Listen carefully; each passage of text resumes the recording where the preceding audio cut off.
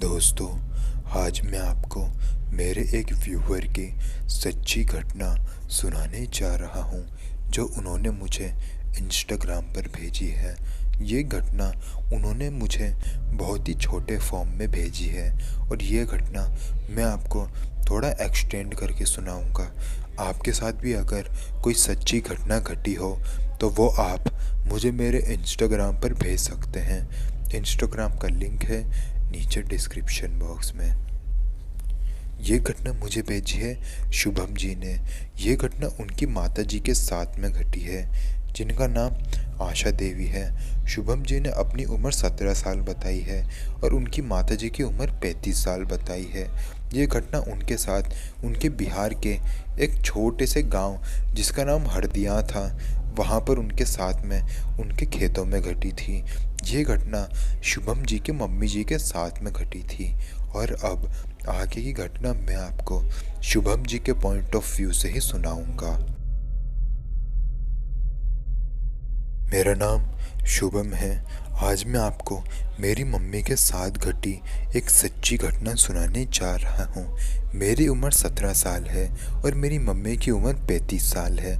हम लोग बिहार के अरवल डिस्ट्रिक्ट के हरदिया गांव में रहते हैं। मैं और मेरे पापा दिल्ली में रहते हैं क्योंकि मेरी पापा की वहाँ पर जॉब है और मैं वहीं पर स्टडीज़ भी करता हूँ। मेरी मम्मी के साथ में ये घटना 2017 में घटी थी। हमारे बिहार का जो हरदिया गांव था उसी के खेत में मेरी मम्मी के साथ ये घटना घटी थी। हम लोग फार्मर्स भी हैं। तो दरअसल घटना ये है कि मेरी मम्मी, मेरे दोस्त की मम्मी और दादी खेतों में रात के 9 बजे घूम रहे थे और आपस में बातें कर रहे थे। बातें करते करते ही आपस में हंसी मजाक भी हो रही थी। वो लोग बातें कर ही रहे थे, तभी दादी को न जाने अचानक से क्या दिखा। वो बहुत ज़ोर से चीखी और कहा, जल्दी भागो यहाँ से। सब लोग हमारे घर की तरफ भागने लगे। मेरी मम्मी को कुछ भी समझ में नहीं आ रहा था कि आखिर ये क्या हुआ और वो बिना कुछ सोचे बस भागे जा रही थी।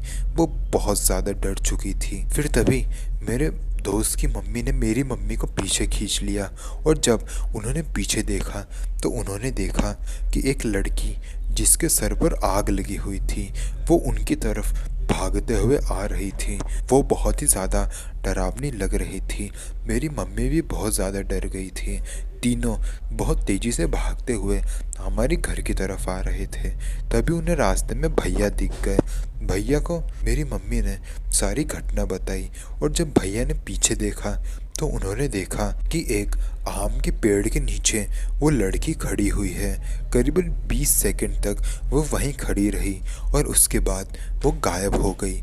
ये अभी इतनी सी देर में क्या हुआ था किसी को कुछ भी समझ में नहीं आ रहा था और उस दिन के बाद वो लड़की कभी भी किसी को नज़र नहीं आई।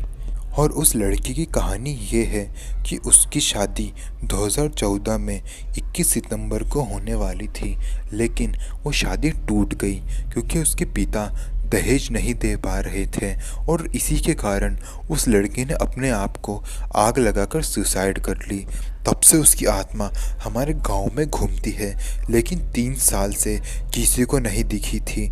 मेरी मम्मी के साथ ये घटना 2017 में जनवरी में हुई थी। डेट तो मुझे याद नहीं है, लेकिन इस घटना से मेरी मम्मी इतना ज़्यादा डर चुकी थी कि मैं आपको बता भी नहीं सकता।